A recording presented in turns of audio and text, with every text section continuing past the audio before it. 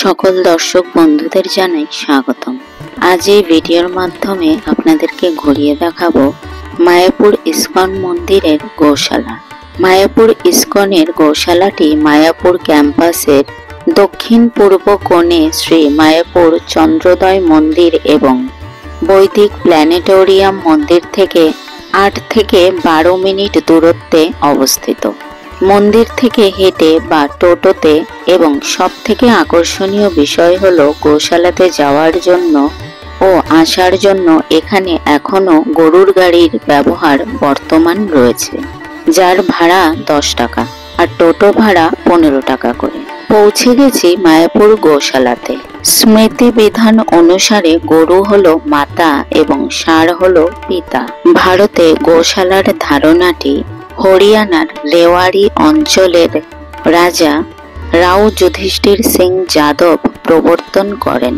তিনি ছিলেন কিংবদন্তি রাও তুলা রামের পুত্র ও আর্য সমাজের প্রতিষ্ঠাতা মহর্ষি দয়ানন্দ সরস্বতীর শিষ্য। স্বামী দয়ানন্দ সরস্বতী 1880 খ্রিস্টাব্দে গো করুণানিধি নামে একটি গ্রন্থ রচনা করেন। সেখানে গো পালনের উপকারিতা সম্পর্কে ব্যাখ্যা করেছেন।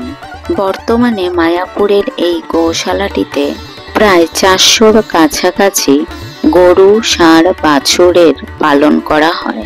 এখানে তাদের চিকিৎসা, পুষ্টিকর খাবার, বিশুদ্ধ জল এবং আজীবন থাকার ব্যবস্থা প্রদানের পাশাপাশি শ্রীল প্রভুপাদের শিক্ষার সাথে সঙ্গতিপূর্ণ একটি অনুকরণীয় গো রক্ষা কর্মসূচি গড়ে তুলেছেন এবং দিন দিন তার উন্নতি সাধনে প্রচেষ্টা করে চলেছেন।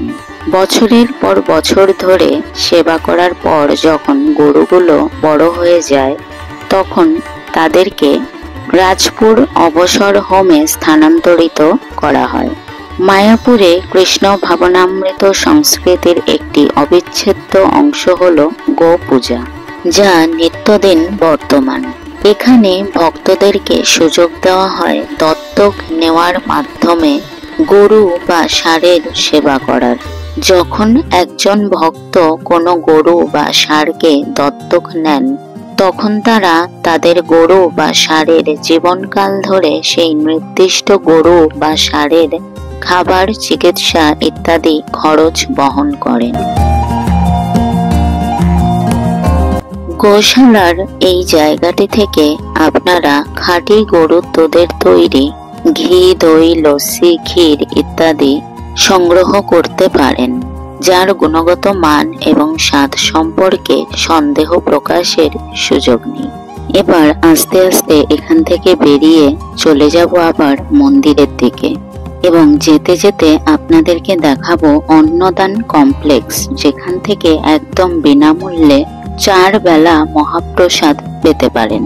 কিন্তু তার জন্য কিছু নির্দিষ্ট সময় রয়েছে। সেগুলি হলো যথাক্রমে সকাল 9টা থেকে 11টা, তারপর দুপুর 12টা থেকে 3টে, আবার বিকেল 4টে থেকে 6টা ও রাত 7টা থেকে 9টা পর্যন্ত। যথাসম্ভব তার জন্য আগে থেকে কুপন সংগ্রহ করে নিতে হবে।